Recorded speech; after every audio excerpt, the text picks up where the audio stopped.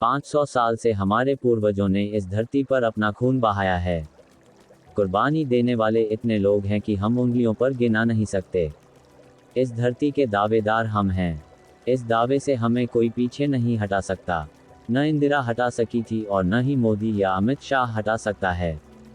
दुनिया भर की फौजें आ जाएं, हम मरते मर जाएंगे, लेकिन अपना दावा नहीं छोड़ेंगे। ये बयान खालिस्तान समर्थक संगठन वारिस पंजाब दे के प्रमुख अमृतपाल सिंह का है। दरअसल, वारिस पंजाब दे से जुड़े हजारों लोगों ने गुरुवार को अमृतसर के अजनाला थाने पर हमला कर दिया।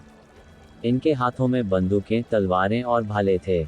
ये लोग संगठन के प्रमुख अमृतपाल सिंह के करीबी लवप्रीत सिंह तूफान की गिरफ्तारी का विरोध कर रहे थे। इनके हमले के बाद दबाव में आई पंजाब पुलिस ने आरोपी को रिहा करने का ऐलान कर दिया। कौन है वारिस पंजाब दे का प्रमुख अमृतपाल सिंह? क्यों उसे भिंडरांवाले पार्ट 2 कहा जा रहा है?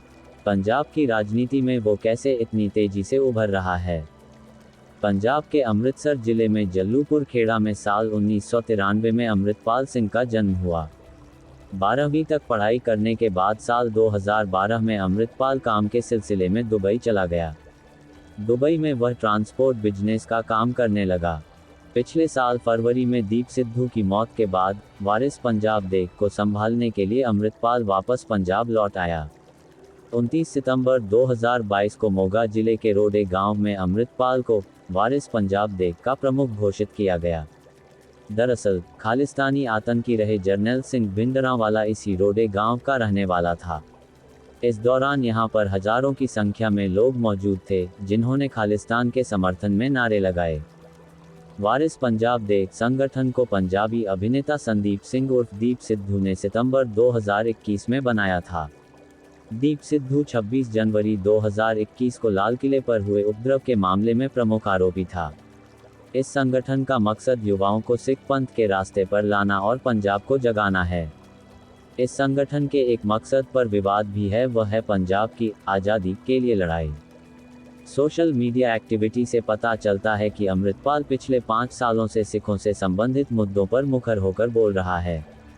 वह 3 कृषि कानूनों के खिलाफ किसानों के आंदोलन का भी हिस्सा बना, खासकर दीप सिद्धू से जुड़े आंदोलन का। शंभू बॉर्डर पर दीप सिद्धू अपने भाषणों में कहता था कि कृषि कानूनों को निरस्त करने के बावजूद आंदोलन बंद नहीं होना चाहिए, बल्कि पंजाब में एक बड़े राजनीतिक और सामाजिक परिवर्तन की ओर ले जाना चाहिए। अमृतपाल सिंह के अपने विचार भी ऐसे ही हैं, लेकिन उसने दीप सिद्धू से अलग राह पकड़ी है। यहाँ एक और रोचक बात है कि अमृतपाल और दीप सिद्धू जाहिर तौर पर कभी एक दूसरे से नहीं मिले और दोनों के बीच सिर्फ सोशल मीडिया के जरिए ही बातचीत हुई। यहीं से अमृतपाल सिंह का विवादों से नाता जुड़ जाता है। उनके समर्थकों का दावा है कि दीप सिद्धू अमृतपाल सिंह के करीबी थे, इसीलिए वह वारिस पंजाब दे के प्रमुख बनने के सबसे योग्य थे। दीप सिद्धू के कुछ सहयोगी जैसे पलविंदर सिंह तलवारा और परिवार के कुछ सदस्य अमृतपाल को प्रमुख बनाए जाने का विरोध करते हैं। पत्रकार भगत सिंह दोआबी का दावा है कि सिद्धू ने अमृतपाल को सोशल मीडिया पर ब्लॉक तक कर दिया था। लुधियाना के वकील और दीप सिद्धू के भाई मनदीप सिंह सिद्धू एक बातचीत में बताते हैं कि हम अमृतपाल से पहले कभी नहीं मिले। दीप सिद्धू भी उससे कभी नहीं मिले। वह कुछ समय तक फोन पर दीप के संपर्क में रहा, लेकिन बाद में दीप ने उसे ब्लॉक कर दिया। हमें नहीं पता कि उसने खुद को मेरे भाई के संगठन का प्रमुख कैसे घोषित कर दिया। वह असामाजिक गतिविधियों को बढ़ावा देने के लिए हमारे नाम का दुरुपयोग कर रहा है। उसने किसी तरह मेरे भाई के सोशल मीडिया अकाउंट्स को एक्सेस कर लिया और उन पर पोस्ट करना शुरू कर दिया।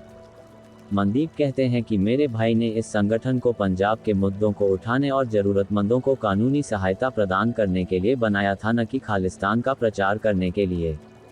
अमृतपाल पंजाब में अशांति फैलाने की बात कर रहा है। वह मेरे भाई और खालिस्तान का नाम लेकर लोगों को बेवकूफ़ बना रहा है। मेरा भाई अलगाववादी नहीं था। अमृतपाल सिंह पंजाबियों से किस तरह की बात करता है? जैसा कि हम ऊपर बता चुके हैं कि दीप सिद्धू की तरह ही अमृतपाल सिंह भी पंजाब में एक बड़े राजनीतिक और सामाजिक परिवर्तन का आह्वान करता है। उसका मानना है कि कृषि कानूनों को इससे अलग करके नहीं देखा जाना चाहिए। हालांकि दीप सिद्धू की तुलना में अमृतपाल के शब्द काफ़ी तीखे होते हैं। कुछ लोग दीप सिद्धू की तुलना में अमृतपाल को अधिक विवादास्पद शख्स के रूप में देखते हैं। अमृतपाल सिंह का कहना है कि कृषि कानून हो, पंजाब में पानी का संकट हो, नशीली दवाओं का संकट हो, यूपी और बिहार से लोगों का पंजाब में पलायन हो, राजनीतिक असंतुष्टों की गिरफ्तारी हो, पंजाबी भाषा को कमजोर करना हो, ये सभी सिखों के मूक नरसंहार का हिस्सा हैं। इसे आप उसके इस बयान से भी समझ सकते हैं।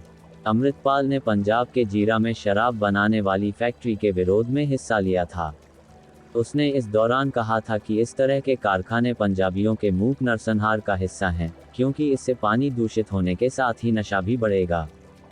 अमृतपाल का कहना है कि सिख मूल्यों को कमजोर करने और पॉप संस्कृति को बढ़ावा देने के लिए सिखों को अपने बाल काटने और दाढ़ी काटने के लिए प्रोत्साहित करना भी साइलेंट नरसंहार की प्रक्रिया का हिस्सा है।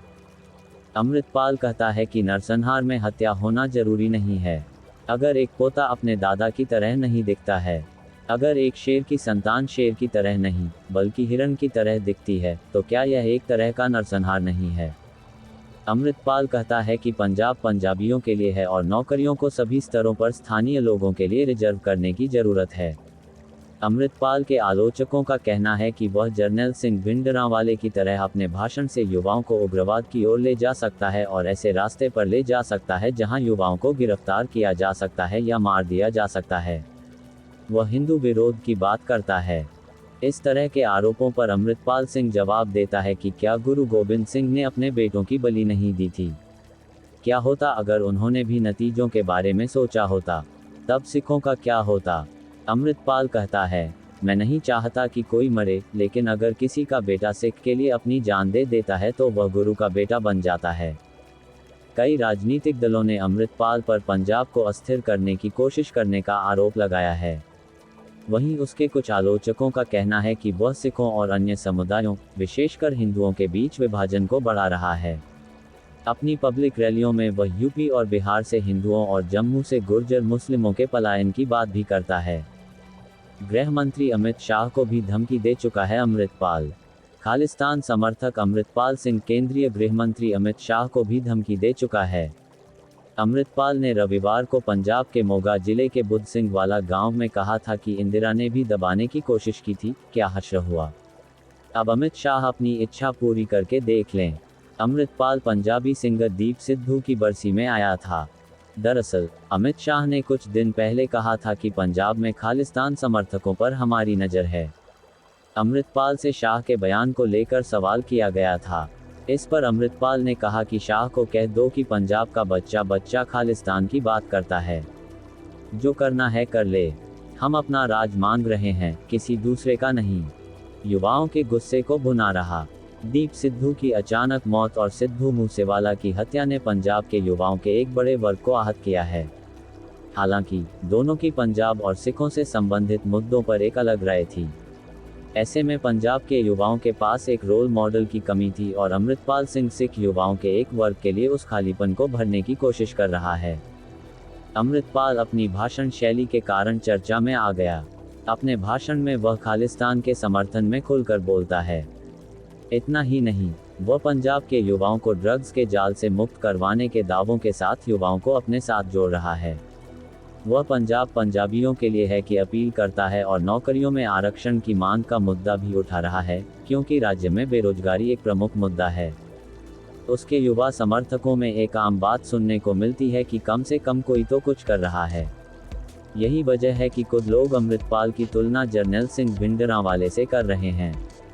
1970 के दशक में जर्नैल सिंह भिंडरांवाला भी कुछ इसी तरह का काम करता था। वह पोर्नोग्राफी, ड्रग एडिक्टों और उपभोक्तावाद के खिलाफ प्रचार करते हुए पूरे पंजाब में यात्रा करता था। उसे भी पहले ऐसे ही बढ़ावा दिया गया था।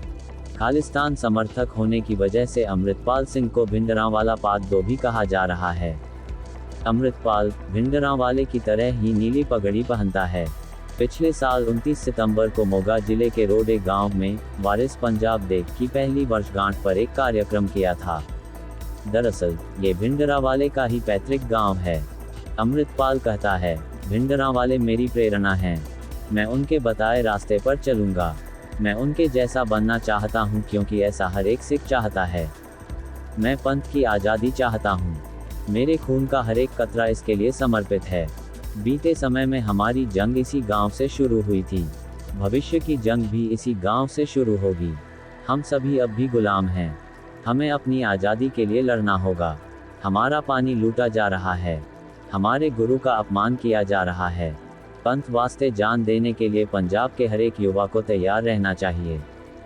कौन था जरनैल सिंह भिंडरांवाला, जिसे अपनी प्रेरणा बताता है अमृतपाल? आनंद साहिब रिजोल्यूशन का ही एक कट्टर समर्थक था जरनैल सिंह भिंडरांवाला। एक रागी के रूप में सफ़र शुरू करने वाला भिंडरांवाला आगे चलकर आतंकी बन गया।